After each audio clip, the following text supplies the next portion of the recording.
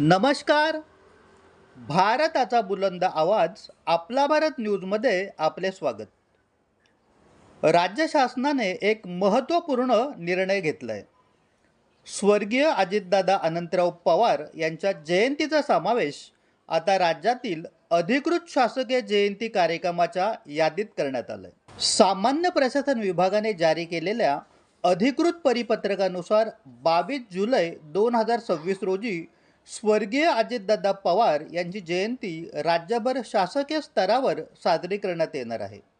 या दिवशी मंत्रालयासह सर्व शासकीय आणि निमशासकीय कार्यालयांमध्ये त्यांच्या प्रतिमेला पुष्पहार अर्पण करून अभिवादन करण्यात येणार आहे.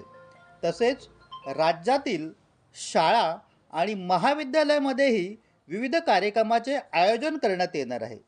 या कार्यक्रमाचे नियोजन आणि अंमलबजावणी करण्यासाठी विभागीय आयुक्त आणि जिल्हाधिकाऱ्यांना आवश्यक सूचना देण्यात आल्या. दरम्यान राष्ट्रवादी काँग्रेसचे ज्येष्ठ नेते आणि अन्न व नागरी पुरवठा मंत्री छगन भुजबळ तसेच वैद्यकीय शिक्षण मंत्री हसन मुश्रीफ यांनी मुख्यमंत्री देवेंद्र फडणवीस यांच्याकडे या संदर्भात लेखी मागणी केली होती. त्यानंतर सामान्य प्रशासन विभागाने तातडीने अधिकृत परिपत्रक जारी केले.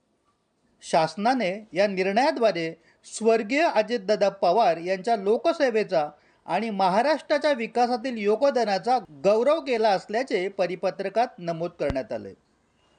या निर्णयानंतर आता दरवर्षी 22 जुलै रोजी स्वर्गीय अजितदादा पवार यांची जयंती राज्यभर शासकीय स्तरावर अधिकृतपणे साजरी केली जाणार आहे.